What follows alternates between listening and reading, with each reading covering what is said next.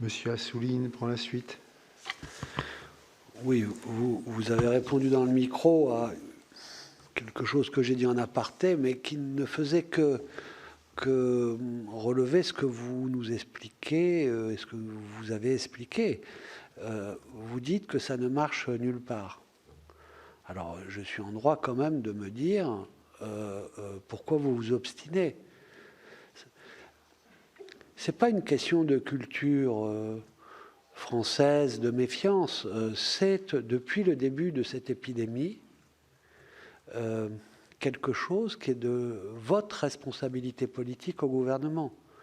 Si on vient expliquer que les masques ne servent à rien et qu'aujourd'hui, dans cette salle, nous sommes obligés de les porter, les Français doutent de ceux qui leur ont parlé au moment fort de l'épidémie.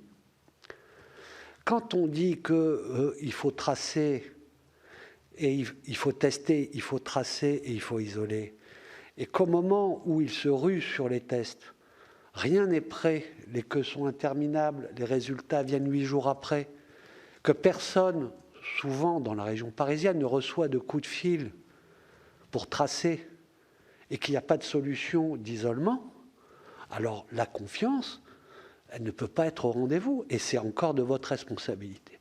Et si vous lancez une application et qu'elle ne marche pas, c'est dans toute entreprise qui lance, entre guillemets, un produit, quand elle le lance et ça ne marche pas, ils ne se disent pas c'est la faute du client. Ils disent c'est de ma faute.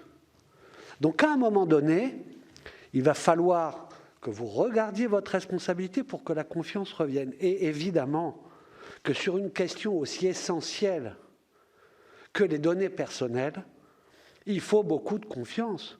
Ça dépasse l'épidémie et Stop Covid. Vous êtes au cœur, dans votre responsabilité, d'un sujet où beaucoup de citoyens dans le monde, pas seulement en France, sont inquiets parce que les données personnelles sont pillées à une échelle de masse. On ne sait pas qui a quoi comme données. À chaque fois, là, on a un portable tous en face de nous, mais on sait très bien que sur des bases de données, on sait exactement où nous sommes en ce moment, et parfois même ce qu'on peut dire.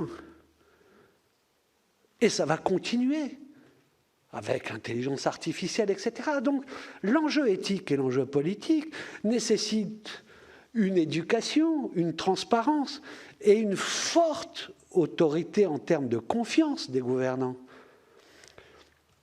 Il n'y a pas situation plus favorable, entre guillemets, qu'une épidémie où les Français sont prêts à sacrifier pas mal de choses pour éviter de tomber malade ou de faire tomber malade quelqu'un.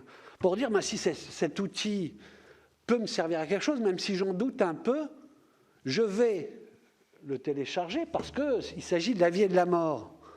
Et malgré cette crainte qui a été perceptible des Français, que nous avons encore, ils ne téléchargent pas. Alors la première question, c'est quand allez-vous assumer que peut-être vous vous y êtes mal pris et que peut-être il y a une responsabilité de ceux qui gouvernent dans cette question. Vous voyez, je vous laisse à votre imagerie sur la foire et les bouses. Ma question, elle est celle que se posent beaucoup de Français. Et moi, je suis quelqu'un qui prône de s'engager dans les révolutions technologiques et la révolution numérique en particulier. Je ne regarde pas dans le rétroviseur.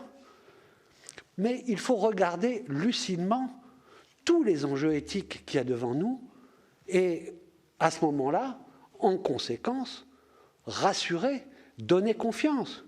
Et il faut qu'au moins ce qui est fait manuellement, de façon classique, coup de téléphone pour tracer,